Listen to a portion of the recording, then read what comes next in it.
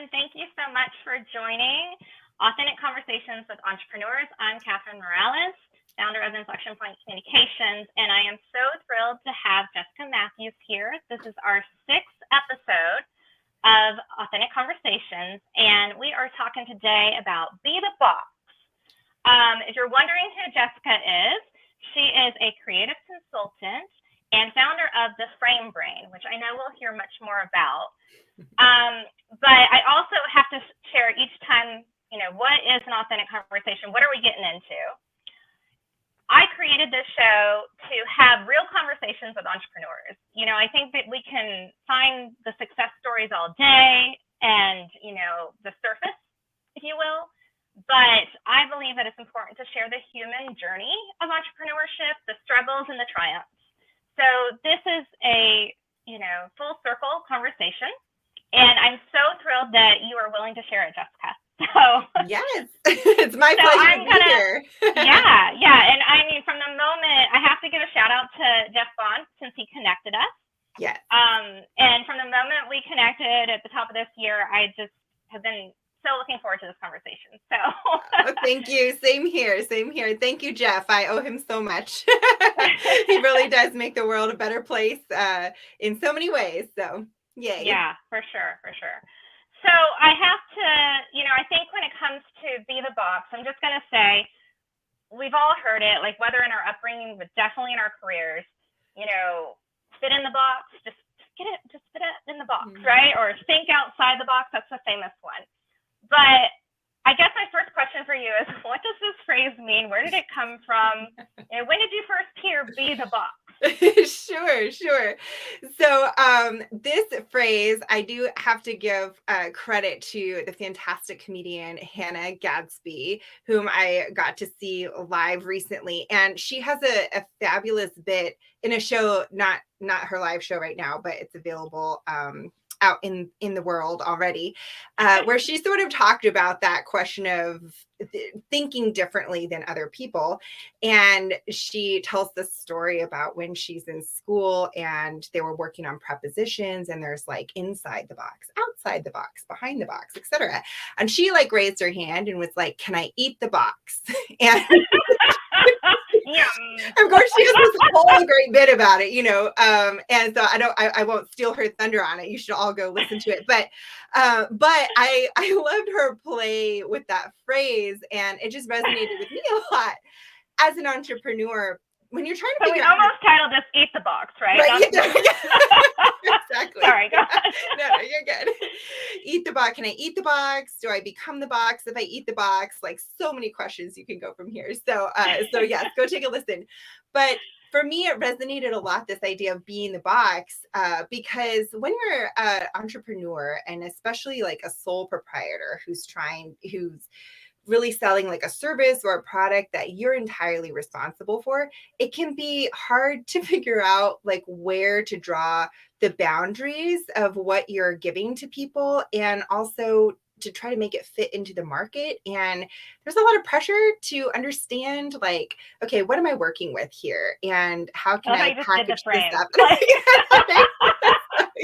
So on brand. It is, right? I know, right? And it really is a very visceral, physical, acting it out. And I talk with my hands all the time. And becoming a entrepreneur, really embracing the value that you have to bring to people, and letting the things that define you as a person be part of how you package yourself and present yourself to the world. That you can be the box. You can set the boundaries. You can decide where your values are going to show up in your workplace. You can decide how you want to show up in, your meetings, or in your branding, or even in what you're offering for sale in the market. And so Be the Box resonated with me. When I really found a key moment of identity as a entrepreneur, when I turned into like, okay, what makes me me? What do I enjoy the most? What do I want to do every day? Journey? That's what you're saying, when you began your journey? Okay, so yeah. Let's unpack that box. Oh, sure. Yeah, absolutely. So anybody that looks at my branding will see it's like rainbows everywhere. I resonate with that iconography so much for a lot of different reasons, but part of what it represents to me was an embrace of color. So that's a great example of something when I was working out, okay, what am I going to brand, or how am I going to show, my business consulting services for creative people?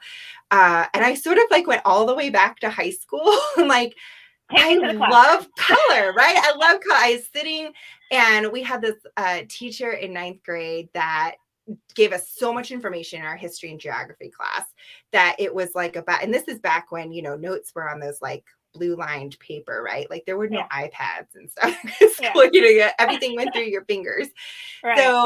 So doodling and color was a really important way to help me separate an influx of a lot of information, right? Yeah. And so gel pen packs with like 20 different colors were my love how jam, your eyes like right? lit up and like there's like a sparkle in your eye when you said gel pen. Oh yeah, no, my husband. This is how I know that he's the perfect partner for me. He went to Costco one day a couple years after we got married, and he came home with a 300 pack of gel pens with like a little stand and everything. And I was like, oh my God, you love me so much. But instead of feeling like it was something to be embarrassed by, like it was juvenile or it was too hands-on or not keeping up with the tech, age or the ways that we can scale our communications with each other, I just sort of embraced it and ran with it, and incorporated it into my brand and how I present the way that I consult as being hands-on and being a little bit like joyful and whimsical and willing to maybe go into different places or approach things a little differently. So it led to, this is how I think now. I carry this with me everywhere about props. And these colors, they not only help me think by building on sort of what my brain is used to from all that note taking in high school, but it's interestingly turned out to be a way that I'm identified in public workspaces. People will come up and ask me about my pack of colored pens. They'll be like, oh my gosh, it looks so pretty. Where did you get it? How do you use it? And it sparks these conversations. Yeah, exactly. Yeah. And then it led to doing things like when I embraced that sort of connection back to my past and how I thought as a younger person and carried myself and was willing to be more tactile in my approach, then it led to also doing fun consulting things like my cootie catchers, which are a decision tool for entrepreneurs. I don't know if you can see it in the video, but these things where you still I so remember that moment. Exactly. Yeah, that was the best. so much fun. But I was like, what if we can make it that fun to make decisions about your business, to ask yourself the right questions, to have a meditative moment with your values. And so I just started incorporating a lot of those tools and differentiating myself in the marketplace when I was willing to be the box, when I was willing to say like color is going to be a really important part of my brand, my toolkit, how I communicate with people. And that's going to be like a running theme. That's one wall of my box. Right. And I pulled that out of who I was, not out of any market research that said that, oh, people color are bored of like it's on trend or something. Yeah, I will say rainbows were trending during the thick of the pandemic, though. So true story. Yeah. True story. Can I back you up a minute? Because I absolutely love. I want to go like wall by wall with your box, but like, but I, for the entrepreneurs or business owners that are listening that say, like, okay, I'm either in a box right now, or how do I get out of the box? Like. I mean, is there a moment where, I don't want you to go straight to advice because I know you haven't, but I want, like, sure. It sounds like you went to high school and you're like, I did the colors and everything, but was there ever a moment, like surely between high school and entrepreneurship, there was some box you were put in. So how did you get out of it? How did you find your path and make your box? Oh, that's such a great question. I think that one of the keys to getting out of the box was to surround myself with people that loved what I brought to the table. So I really filled my life with supportive people who appreciated what made me Jessica. Yeah. And I think the You're so the funny you said that. right, Yeah. right. Yes. And then especially, of course, as a child of the 80s, like this Jessica, as opposed to the 500 other Jessicas that live in Metro Atlanta, were born in the 80s. And maybe like Jessica Matthews. That's yeah, Right, common right. names. Yeah. There's only one Exactly. me. Right. There's only one me.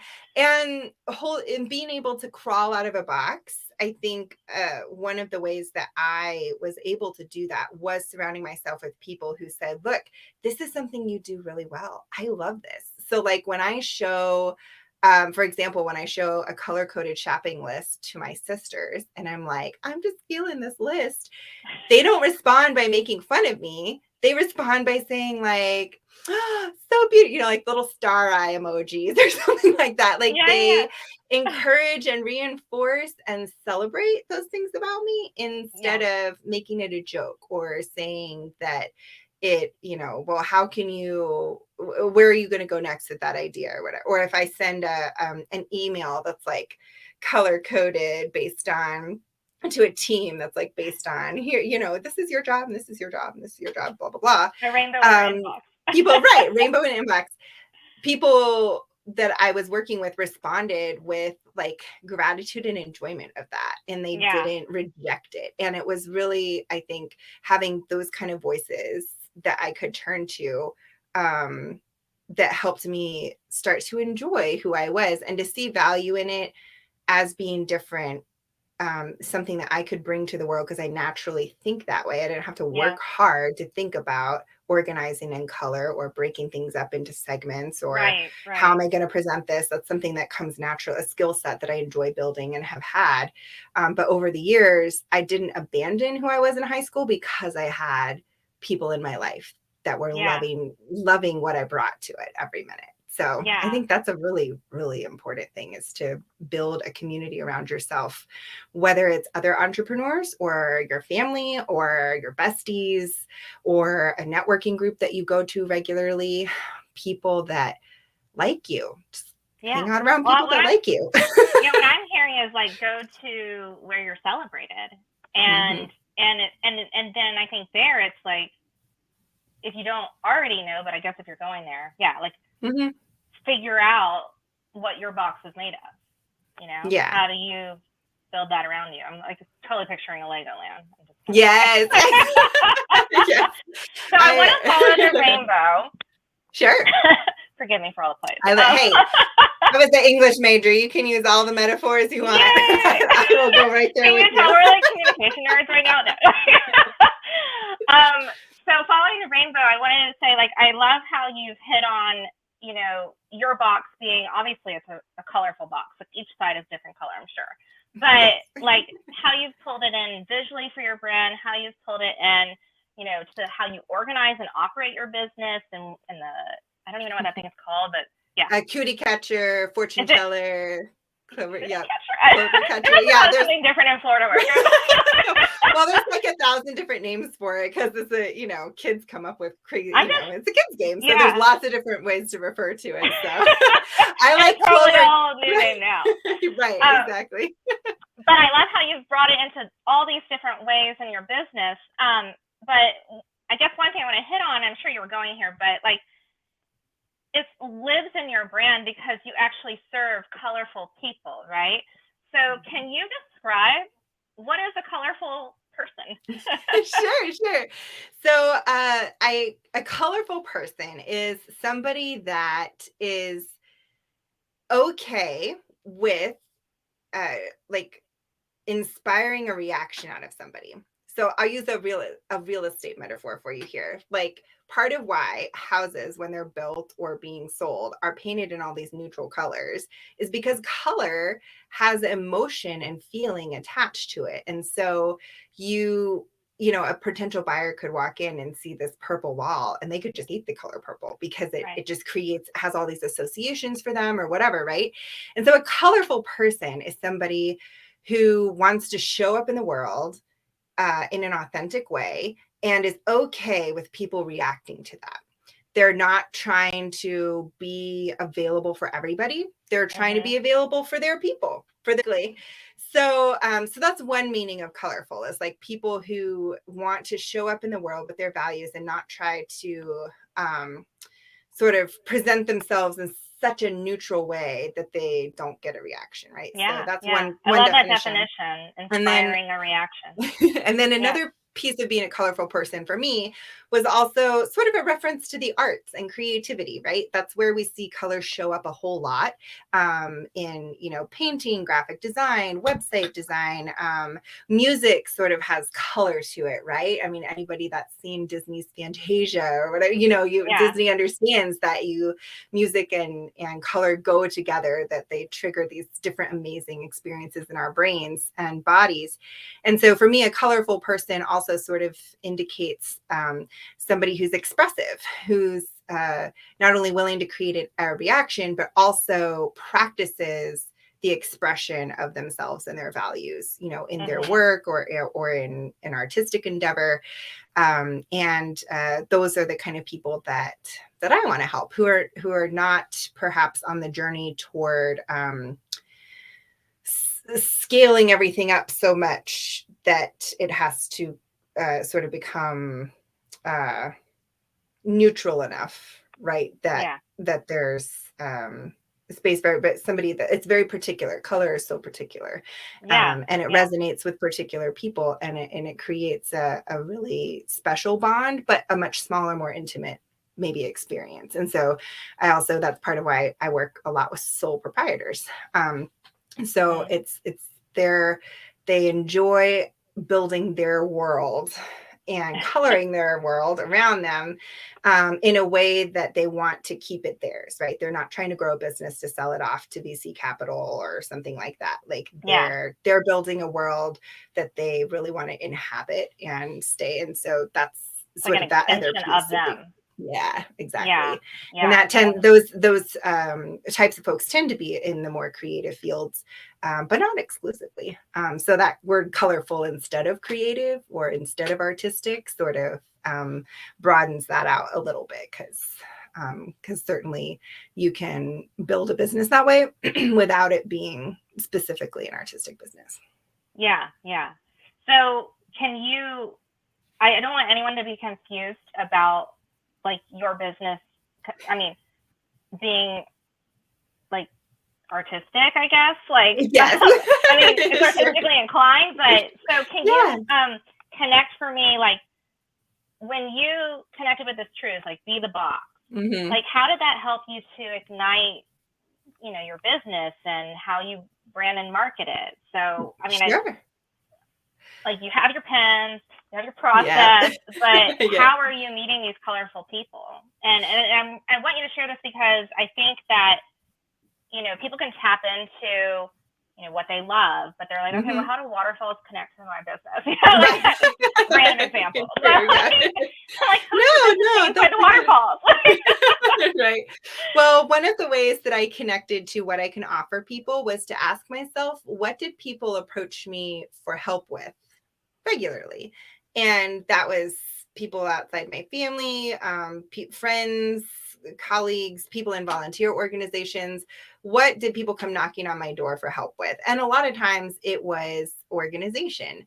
And that's kind of where the box came into play, was like, okay, well, if people need help kind of putting some parameters and definitions and structure to their world, so that, a box makes things easy to carry, it makes things stackable, it makes things, containable, so you can have an element of performance involved with getting it in and getting it out, et cetera, et cetera. And so I recognized that I was being asked to help people with a lot of those types of things, like, hey, can you take a read of my resume? Hey, this doesn't look good. I tried something in Canva and it sucks, but I don't have the budget to hire a designer. Like, can you just point me in the right direction? Or like those were the kind of things that people were approaching me for sort of on the side, or like, hey, I have this idea. Can you help me figure out what steps I would take to make it happen? And that could be planning a party or something, but I sort of kind of took stock and inventory of what did people approach me to get help for. Yeah. And then connect, and then really embrace that oftentimes the way that I showed up to give that help was through color or through systems or through processes or through connecting the dots.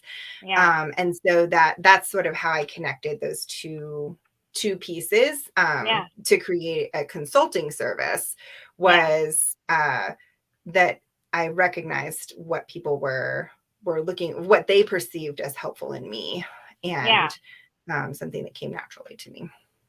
I love how you it's just like, I call it like marketing flow, when it just comes out of you like so naturally. And that's what I was feeling coming from you. Like, how you just, followed that, what people, like, putting your finger on what people enjoyed about you. The only thing I would also say, I'm sure you did this because obviously you're lighting up talking about it, but I think it's also important to say, and does that bring me joy? Yeah.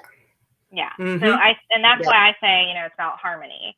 So, in and out of the box, like you can have your box, but it's got to connect outside too. So, so find that harmonious point, I think. Yes. So, and then that's why it's so important that being the box is, if you build it with components of yourself that you like and are happy with, then it's going to last a whole lot longer than something that is built out of other people's materials. It's just going to have a better foundation and be more durable if it's connected to what sparks joy in you, what you want to learn, what you're naturally attracted to exploring in life, those sorts of things. And so storytelling was also an element for me, and part of that structure or process that people were looking for from me was kind of understanding where they fit in their own story of themselves. And that sort of tied back to my love of story and writing and history and all English sorts of these right? other things. Yes. All sorts of other things like,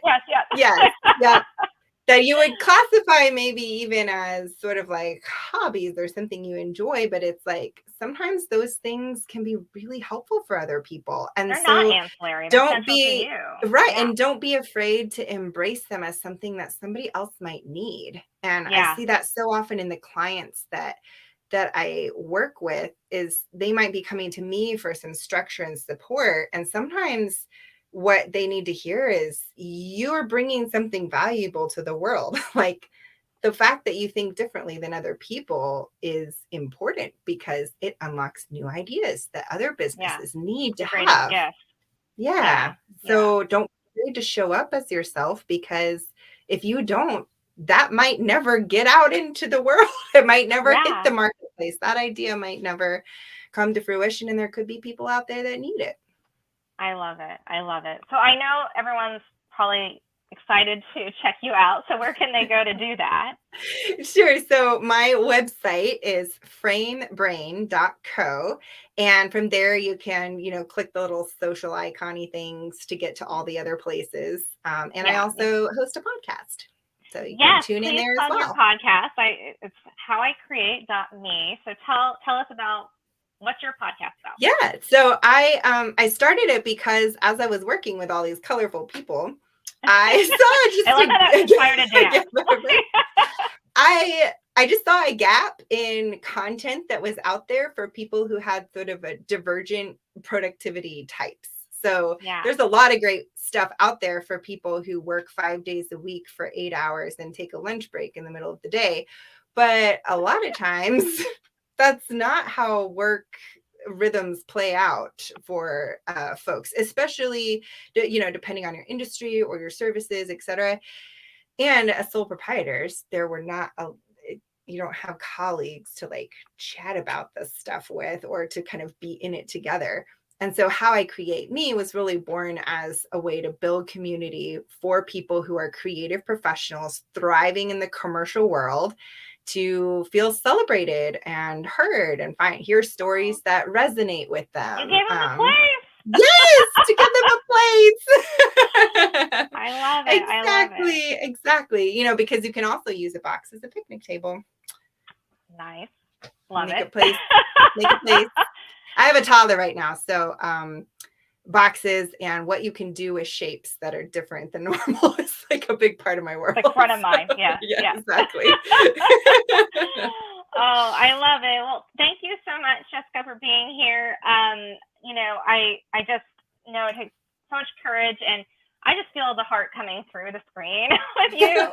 And it's not every day that you meet somebody who is so creatively inclined and equally analytical, like being able to bring that structure. That's such a unique gift, and I see it and I love it. I celebrate it for you. Well, thank you. Thank you so much, Katherine. It's such Yeah. a pleasure to get to share one's voice and story. So thank you for making space for us on your show. Of course, of course. And I'm excited. I'll go ahead and plug the next one. It's on July 14th at 1:30 Eastern Time with Bissy McGregor on breaking through the grip of fear. So I'll make sure to tune into that one. Important human journeys here, right? If you are an entrepreneur and you haven't felt fear, then yeah, you need to come to this show just so you can be real with yourself. But you can always catch the episodes afterwards on my website, inflectionpointcoms.com. And for now, we'll just say goodbye until next time. Thank you so much. Go out there and, you know, define your box, be your box, and just be you. I love it. Thanks, Katherine. Bye.